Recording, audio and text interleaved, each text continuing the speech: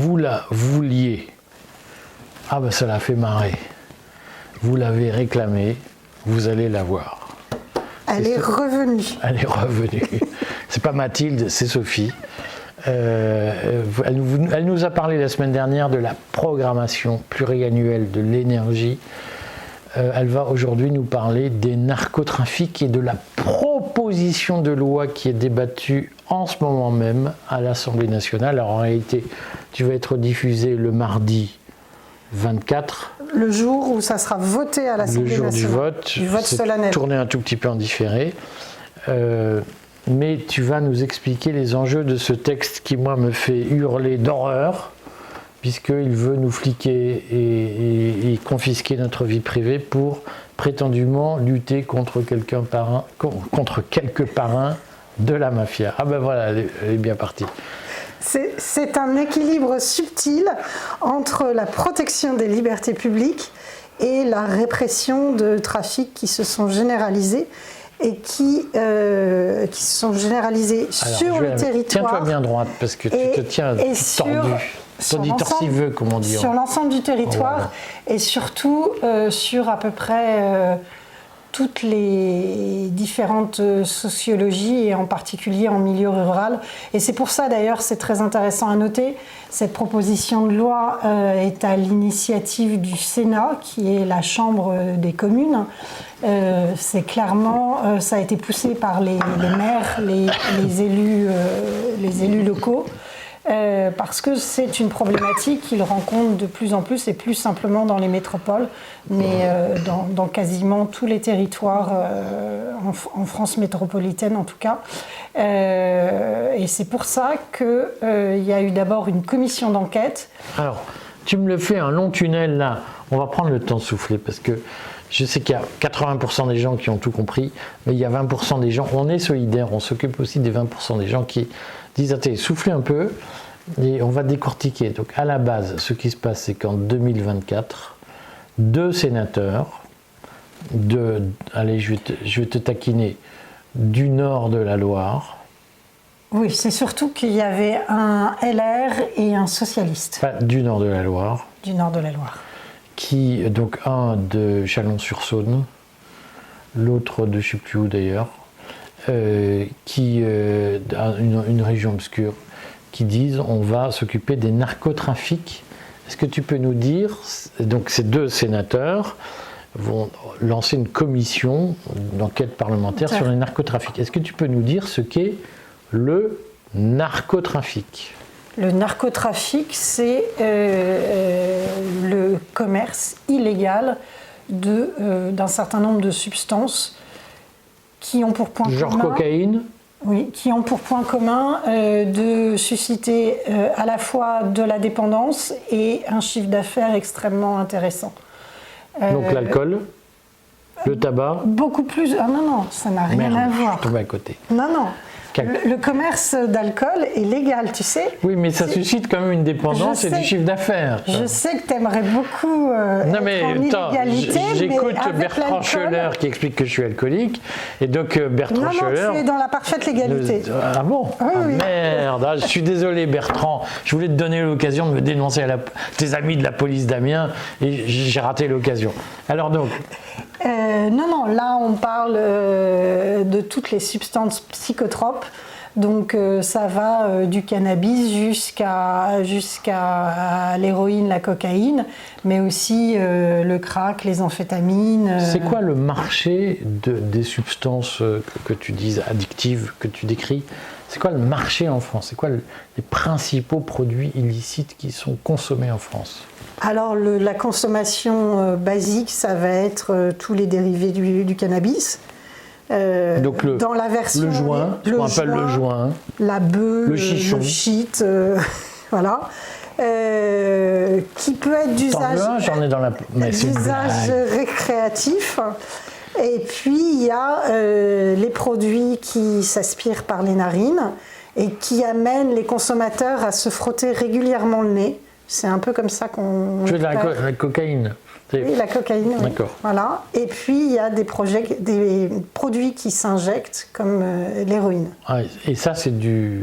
Alors là, on est très très vite dans de la grosse dépendance. Et puis il va y avoir des substances... Je vais te taquiner. Quand je fais une soirée avec mon ami Bertrand Scholler, qui fait croire qu'il me déteste, quand on fait une soirée de chemsex au MDMA, est-ce que le MDMA, c'est... Ah bah oui, c'est pour ça que... Un produit interdit. C'est pour ça que Andy Kerbrun, un député, a été arrêté dans le métro l'an dernier, alors qu'il essayait...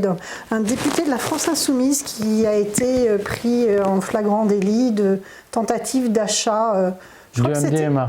Je crois que c'était dans le métro et depuis il est en cure de désintoxication. Il a fait une vidéo il n'y a pas très longtemps, il y a 2-3 mois à peu près, pour dire que...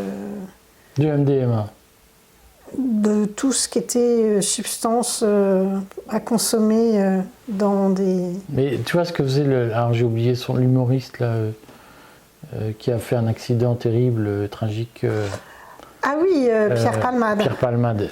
Est-ce que les produits qu'il consomme font partie des produits qu'il consommait, qu'il a avoué consommer puisqu'on ne fait pas de diffamation? Est-ce que ce sont des produits qui font partie du narcotrafic? Bien sûr. Et alors donc, c'est quoi la différence entre le narcotrafic et ce qu'on connaissait nous quand on était petits, c'est-à-dire le mec qui t'arrête dans la rue en disant tu veux du shit ou tu vois? C'est quoi la différence de nature? Ah bah c'est que y a le bout de la chaîne, où on a le petit dealer justement qui...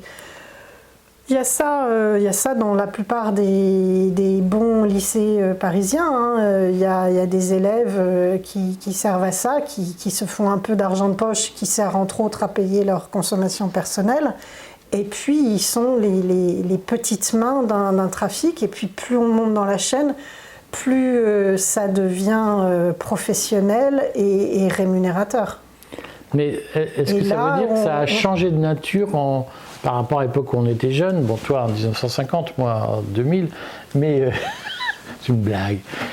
Est-ce que ça a changé de nature ce trafic? Je pense que ça s'est intensifié au niveau mondial.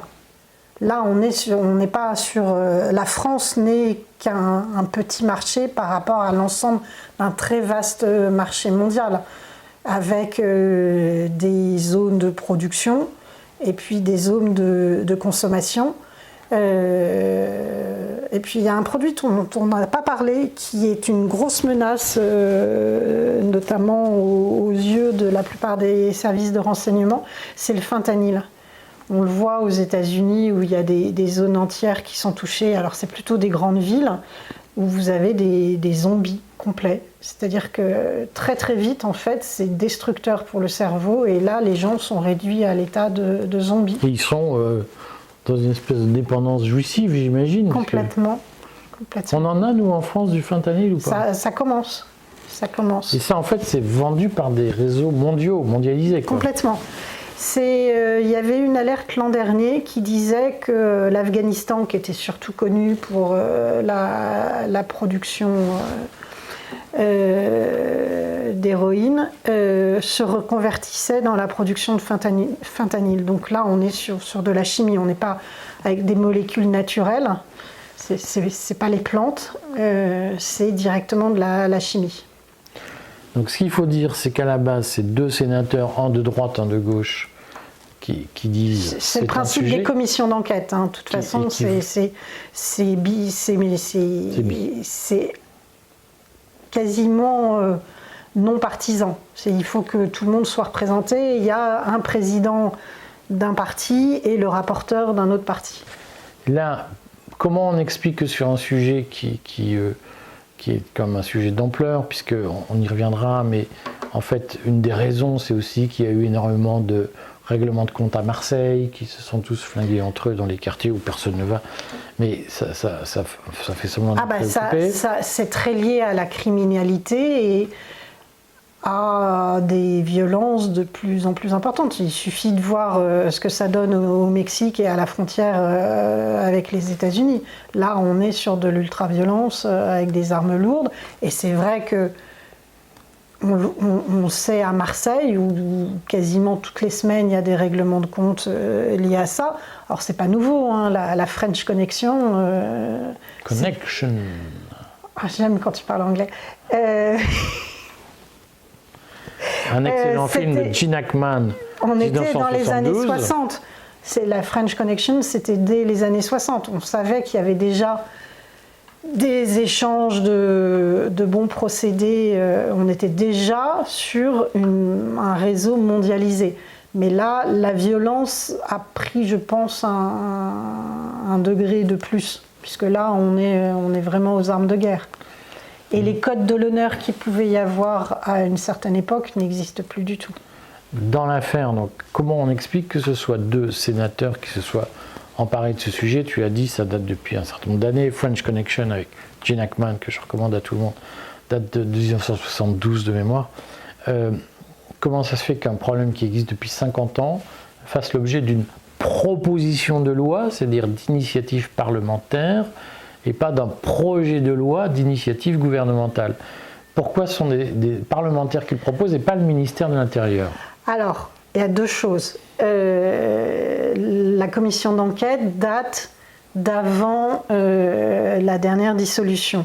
À l'époque, le président du groupe Les Républicains au Sénat était un certain monsieur Retailleau, Bruno de son prénom. Donc c'est vrai que tout ce qui pouvait se faire dans le groupe LR de toute façon, se faisait avec l'accord du président du groupe. Entre-temps, M. Bruno Retailleau est devenu ministre de l'Intérieur. Donc ça a changé de dimension, mais pour autant... Le ministère n'a pas repris à son compte. Il a soutenu, mais il n'a pas dit on en fait un projet de loi. Je ne vois pas beaucoup de sujets en ce moment que M. Retailleau porte lui-même. Celle-là, elle est bien envoyée. Alors, donc c'est pratique d'avoir des sénateurs pour pousser des sujets. Donc ça avait été inscrit à l'ordre du jour du Sénat. Les conclusions de la commission d'enquête ont été reprises en proposition de loi et ça a été inscrit à l'ordre du jour du Sénat. Ça a été voté de mémoire à l'unanimité. Et c'est là où on va rentrer un peu dans le sujet qui peut crisper un certain nombre de personnes, c'est que c'est au Sénat qu'a été ajoutée une disposition, alors c'est un sénateur LR de l'Est qui s'appelle Cédric Perrin, président de la commission de défense de mémoire, qui a ajouté un article qui proposait en fait de donner aux services de sécurité et donc à la police le moyen d'accéder au secret des correspondances aujourd'hui cryptées. Donc toutes les messageries comme Olvid, WhatsApp, Signal, Telegram. Messagerie cryptée. Cryptée de bout en bout. Aurait eu un accès fantôme. En fait, c'est un peu comme la fonction dans les mails, la copie cachée. Là, en fait, il y aurait eu une copie cachée de la correspondance, invisible par les parties en présence. C'est-à-dire une suppression de la vie privée, si je peux simplifier. Là, c'est la fin du secret de la correspondance. Je vais traduire parce qu'en fait, par exemple, nous, sur Telegram, quand je te fixe un rendez-vous secret en cachette de ton mari sur Telegram, quelqu'un aurait pu le lire. C'est une blague. Les services de l'État, sur commission rogatoire, auraient pu demander à accéder à tout ce qui était émis par ton téléphone. Donc, et tu n'aurais pas pu savoir que tes communications étaient violées, puisque ça aurait été complètement invisible, puisque c'est dans la partie système de la messagerie que ça se fait. Donc moi, je dis tout à ma femme, donc ça ne la gêne pas que je te vois en cachette, mais ton mari, tu lui caches tout, ça aurait été un levier pour te faire parler ou pour te tenir, si on avait eu ça. Je ne sais pas si c'est ça qu'ils ont en tête, parce que les forces de l'ordre ne fonctionnent pas comme ça. Ah bon? Explique-nous ce que ça veut dire. Là, ce que ça veut dire... C'est pas ce que j'ai vu dans mon procès en correctionnel. Hein. Ils avaient des infos, je peux te dire qu'ils avaient bien violé la loi pour me surveiller. Hein. Oui, mais là, c'est pour accéder, par exemple, à l'info allez, mettons au hasard, deux trafiquants de drogue sont en train de discuter pour savoir quand et où aura lieu la prochaine livraison. Ça, c'est une info intéressante pour le dossier que les policiers sont en train de monter pour mettre fin au trafic. Certes, sauf que quand tu collectes l'info, l'outil de collecte ne te choisit pas ce qui est intéressant pour l'enquête ou pas, il te donne tout. Donc si à l'occasion de l'enquête sur tel député qui consomme je sais pas quoi, on découvre qu'il a une maîtresse, un amant, un je sais pas quoi, un bidule, l'outil ne fait pas la différence. Il dit « Ah, on est tombé là-dessus, monsieur !» Donc ensuite, c'est vrai que tout va dépendre du juge d'instruction et des pièces qu'il va retenir dans la procédure. Sauf que même si ce n'est pas le juge d'instruction qui fait l'écoute lui-même, ce sont les services de police qui lui transmettent. Est-ce que Sophie, il peut arriver que dans une enquête diligentée par un juge d'instruction, lorsque les policiers tombent sur des infos qui peuvent compromettre une personnalité, ils ne la transmettent pas forcément au juge d'instruction parce que voilà, mais est-ce qu'ils peuvent la garder pour leurs petites affaires à eux? Je l'ignore. Continue. Moi, je crois en la puissance de la justice française et en l'excellence de l'outil policier pour réprimer tout ce qui est illégal en France. Et on a Sainte Vierge, si tu crois. Et de fait, oui. Non, donc ça, cette disposition-là était vraiment... Nicolas Sarkozy s'est fait avoir comme ça? Est-ce qu'à un moment donné, il y a un juge au parquet national financier je ne connais pas la procédure en question. Moi, je autorisé la surveillance de gens qu'il n'aurait pas dû autoriser? Est-ce que c'est arrivé des débordements je pense que dans la justice française? Mais c'est historiquement, ça fait longtemps qu'il y a un certain nombre de choses qui se passent comme ça. Mais est-ce que c'est légal? C'est un autre débat. Non, mais il faut savoir que les services, on refera, si tu veux, des discussions un jour sur le sujet, il faut savoir que les services adorent expliquer que c'est pour nous protéger contre les narcotrafiquants qu'on met en place des mesures qui permettent de surveiller tout le monde. Et puis, oui, si ça permet de faire chanter un tel ou un tel, comme Epstein l'a fait avec un certain nombre de puissants, c'est dommage, monsieur, c'était pas fait pour ça au début. Hein. Ça existe. Oui, mais là, en l'occurrence, ce qui a été vraiment spectaculaire, c'est que toutes les messageries cryptées sont montées au créneau. L'ancien directeur de l'ANSSI, Guillaume Poupard, est monté au créneau aussi pour dire qu'il était hors de question que ça se fasse. Il y a Signal a menacé de fermer la version française de Signal si jamais la mesure était votée. Donc il y a eu quand même une belle unanimité et dans les débats, ça s'est vraiment vu. Alors il y a juste un Olivier Marleix qui a tenté de défendre ça, le député d'Eure-et-Loire, qui était président LR, qui était président du groupe LR jusqu'à la dissolution de 2024. Il a essayé de défendre ça tout en disant qu'il n'était pas un geek et qu'il ne connaissait pas vraiment les dessous techniques de l'affaire. Donc du coup, il y a eu quand même suffisamment de force en présence pour rappeler que la protection des libertés publiques ne pouvait souffrir une exception comme ça. Donc je trouve que ça a été, en tout cas pour l'avenir de ces messageries cryptées qui sont un vrai outil et pas simplement un outil pour contourner la loi, c'est un vrai outil dont tout le monde a besoin, notamment dans le monde de l'entreprise. On a besoin d'avoir des communications sécurisées et donc ça ne pouvait souffrir un soupçon de violation. Donc heureusement ça a été repoussé. Et donc là, le texte va être voté le 25 à l'Assemblée sans cette disposition qui posait problème. Donc, cette disposition, elle est supprimée parce qu'elle n'a pas été, elle a été rejetée dans le débat. Et elle a été rejetée 2 fois de suite. Ouais. Elle a été rejetée en commission des lois. Et il y a eu des amendements en séance pour la réintroduire, donc les amendements de M. Marlex. Et heureusement, il y avait une majorité suffisante pour la repousser lors du débat. Mais on a eu des échanges vraiment passionnants à l'Assemblée. Alors, il y a eu d'ailleurs un incident de séance parce que comme par hasard, au moment de voter sur ce point-là, les machines de vote électronique de l'Assemblée sont tombées en panne.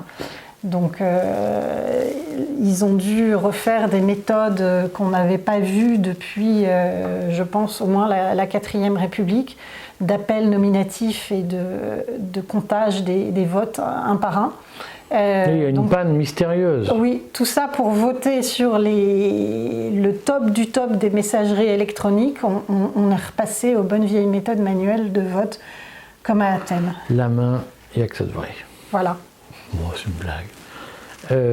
Pour te faire plaisir à nos lecteurs, je remettrai en lien, enfin, dans l'article qui vient en adjonction de cette vidéo, je remettrai la vidéo que j'avais faite, l'interview que j'avais faite d'Olivier Marlex, alors président du groupe LR, sur la grande braderie d'Alstom par Emmanuel Macron, puisque Olivier Marlex s'est aussi illustré par une commission sur la vente d'Alstom par Emmanuel Macron, où il était allé très loin. C'était l'époque où il était jeune et vaillant. Et donc, il y a cette affaire de backdoors, donc la porte arrière, comme on dit en anglais, qui devait permettre aux services de police de surveiller toutes nos conversations. On rappellera quand même qu'aux États-Unis, il y a eu une loi sur les terroristes qui devait surveiller les terroristes, puis qui a surtout servi à surveiller les citoyens. Bon, elle déteste que j'en parle. Il y avait une autre disposition très contestée dans cette loi sur les dossiers coffres. Est-ce que tu peux nous expliquer ce que ça veut dire? Alors d'abord, ça va être clair parce que c'est une disposition belge. Ah, ils sont bien les Belges. C'est une invention des Anglais, les Belges. Hein. Ça fait plus de 20 ans que ça fonctionne en Ça a très bien Belgique. servi. On l'a vu en 2015 avec les attentats. C'est une grande réussite. Donc, tous les Arabes de Molenbeek tremblent à l'idée du dossier coffre. Ça a fait ses preuves. Donc le principe, c'est pendant la procédure, c'est que tout ce qui concerne des captations audio, des films et autres, ou des témoignages, des témoignages d'informateurs, soit non pas versés au dossier accessible aux avocats de la partie adverse, mais que ça fasse l'objet d'un procès verbal distinct pour justement protéger les sources qui sont utilisées pour construire les instructions contre les trafiquants. Ça, c'est bien? Alors, nous ne sommes pas d'accord là-dessus, je le sais déjà. Ah, pourquoi tu trouves que c'est bien? Non, parce que j'explique aux gens pourquoi je ne suis pas d'accord. C'est que moi, quand je suis passé, en termes d'une affaire sans intérêt, mais qui a suscité pas mal de fantasmes chez des gens sans intérêt, le président du tribunal qui m'a interrogé, il a fait état d'informations à ma femme, qui était citée, qui n'était pas dans le dossier. Et là, on se dit, mais un verrague, trou du cul du monde qui n'intéresse personne, visiblement, il a un dossier coffre. Alors, et tu es obligé de répondre à des questions qui n'ont jamais été évoquées dans la procédure. Alors, dans le texte, ce dossier coffre est réservé aux procédures concernant du narcotrafic. C'est-à-dire que ce n'est pas des procédures courantes. On n'est pas sur des délits qui concernent des verragues. À moins que tu sois lancé dans l'agriculture. Non, je m'enrichis beaucoup en vendant de la cocaïne, mais simplement, il y a une nuance dans ce que tu dis, c'est-à-dire que le dossier coffre, en réalité, comme tu ne peux jamais vérifier qu'il existe ou pas, tu vas nous expliquer pourquoi. Si la police va trouver un juge d'instruction en disant on propose que le dossier coffre soit utilisé contre M. Verhaeghe parce qu'on a un soupçon sur le narcotrafic, tu le sais pas et tu peux jamais prouver que les policiers ont baisé la gueule du juge d'instruction qui n'a pas le temps de suivre. Effectivement, c'est à la discrétion du juge d'instruction. Qui vérifie avec les moyens qu'il a. Donc si, puisque ça a été cité au moment du Covid, il y a eu des centaines quotidiennement de demandes d'écoute qu'aucun juge n'avait les moyens de vérifier, enfin aucun juge ne pouvait vérifier la légitimité de ces demandes. Si les policiers arrivent avec 50 demandes de dossier coffre et ton nom est dedans, le juge d'instruction, il n'a pas le temps de vérifier. Ça ne sera pas accessible à ton avocat, effectivement. Et personne ne pourra vérifier que j'ai fait. Voilà. Et le président du tribunal pourra faire la petite remarque. Moi, dans l'espèce, quand je suis passé au tribunal d'Amiens, le président a dit à ma femme, non mais votre mari était peut-être à la gare avec une autre femme que vous. Et là on se dit, mais ça vient d'où cette histoire de merde? Oui, mais là en l'occurrence, ça n'interviendra qu'au moment où l'instruction arrivera à une mise en cause et donc derrière à un procès. Oui, mais quand tu as décidé... Mais ça veut dire, qu'il faut que ça soit Je me mets à la place du procureur d'Amiens qui a une liste faite par on ne sait pas qui, de voilà, ces mecs-là, il faut les aligner. Et dès qu'ils sont alignés, dans la minute où ils sont alignés, vous prévenez Bertrand Scheller d'une histoire qu'il va raconter partout pour diffamer les gens. Donc ces systèmes putassiers pour flinguer les dissidents, ils existent, avec leurs amis, leurs espions, leurs infiltrés, Scheller par exemple. Et là-dessus, tu vois bien qu'à un moment donné, le système est très injuste. Oui, bien sûr, mais tu ne vas pas l'empêcher d'exister en empêchant la mesure dossier coffre. En 1944, on avait utilisé des bonnes méthodes pour les réprimer. Voilà. Bon, alors donc, le dossier coffre, c'est quand même une procédure cachée pour juger les gens. Non, pas pour juger les gens, pour monter des dossiers qui amèneront éventuellement des juges à se prononcer. L'objectif principal, c'est quand même de protéger les éventuels informateurs, les balances, comme on dit, de la colère. Pas que de la colère, de leur flingue. J'essayais d'enjoliver un peu, mais voilà, ça, en tout cas, d'un risque pour leur vie, pour résumer. Et puis derrière, il ne faut pas oublier que ces répressions des narcotrafics, c'est certes protéger les libertés publiques, mais c'est aussi le narcotrafic, pour moi, est d'abord une atteinte aux libertés publiques d'enfants, d'adolescents, de familles qui se retrouvent prisonnières de ça. Et donc la répression du narcotrafic, c'est aussi pour faire progresser les libertés d'une partie de la population. Dans certaines communes où l'essentiel de l'activité se résume au narcotrafic, c'est aussi, on a besoin de mesures comme ça aussi. Donc pour que ce soit carré, le dossier coffre, c'est... on indique dans la procédure qu'on a mis un micro chez Madame Michu, qui est la voisine de Monsieur Dupont, oui. Et que le micro chez Madame Michu, qui n'a jamais eu de problème avec Monsieur Dupont, a servi à faire coffrer, à faire tomber Monsieur Dupont. Faire sortir des éléments incriminants le narcotrafiquant. Et on veut protéger Madame Michu, qui a bénévolement servi les services de police, citoyennement, civiquement, et on n'a pas envie qu'elle subisse les représailles à vie du fait qu'elle a collaboré à une enquête de police. C'est ça le dossier coffre. Donc on cache dans le dossier qui a servi à faire tomber M. Dupont, on cache les éléments de surveillance qui ont permis de le faire tomber. Mais c'est quand même très limite comme disposition.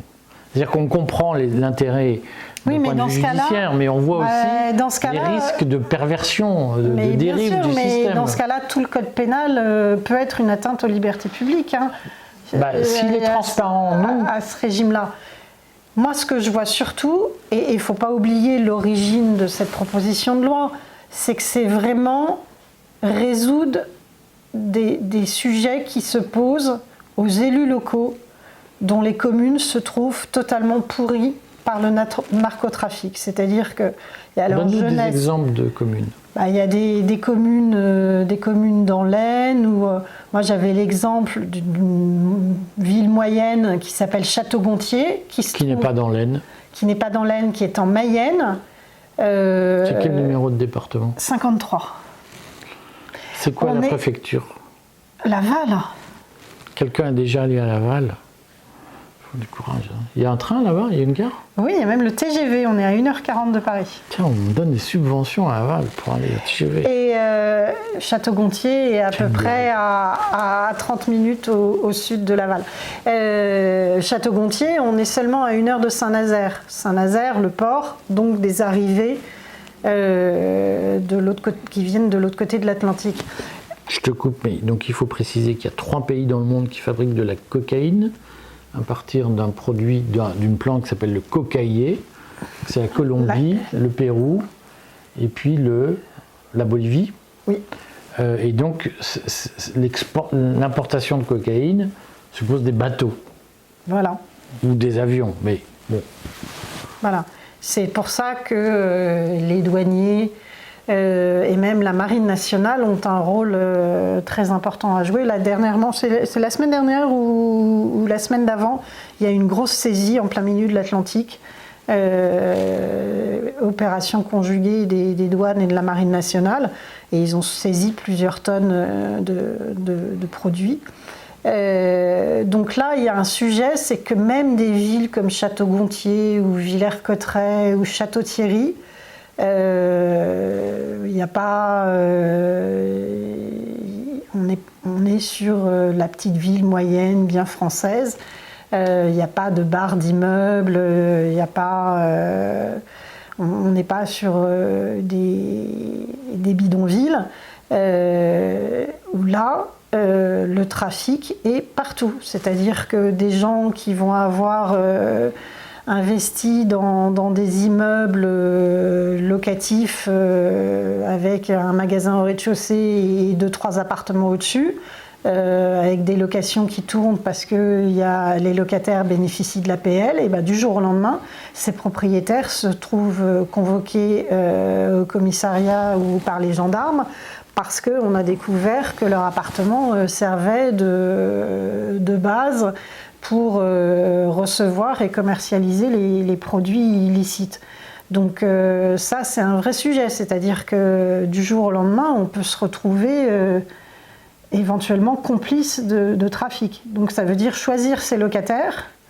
Et puis donc sur la partie commerciale, on s'est rendu compte, et c'était un peu le fruit de cette commission d'enquête, c'est qu'il y a toute une partie de commerces qui sont des commerces de proximité, comme des magasins de téléphonie, des magasins de vapotage, des ongleries, des salons de massage.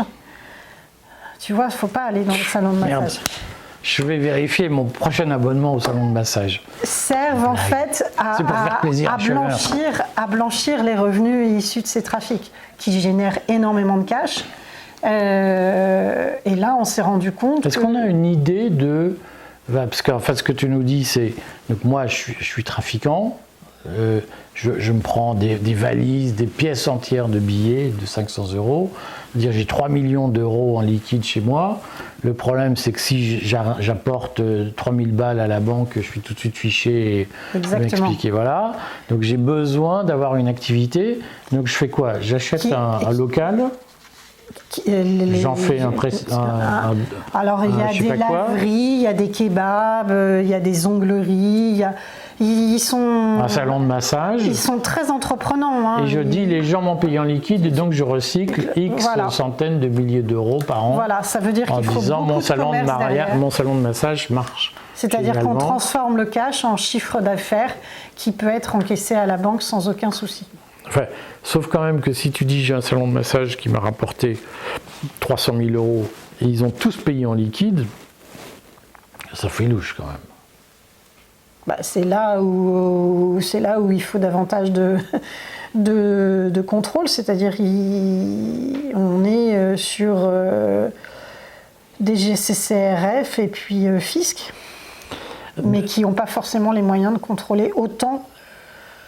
Et c'est pour ça, c'est le choix justement de s'implanter partout sur le territoire et surtout sur des zones semi-rurales et des villes moyennes, c'est que c'est une façon de se fondre dans la masse et donc d'apparaître de manière moins évidente. Oui, puis de couvrir un marché qui n'était pas couvert, c'est-à-dire que du coup, au fond, tu as un pouvoir d'achat dans la ruralité qui permet quand même, je ne sais pas combien coûte une dose de cocaïne, entre 20 et 50 euros, un truc comme ça. Je crois, de mémoire, c'est à 60 euros. Pour un dosage qui permet de se sentir bien, quoi. Voilà, et c'est en baisse justement parce qu'il y a trop d'offres. Il y a trop d'offres. Mais donc on peut se dire qu'aussi ils se sont dit, bon, la Seine-Saint-Denis, le Paris, c'est un peu saturé, puisque à Paris, tout le monde prend de la coke. Et là, il se crée des nouveaux marchés. Et à Château-Gontier, moins, donc voilà. Voilà. J'ai eu le cas là en Bourgogne, un camarade qui était gérant de restaurant d'autoroute.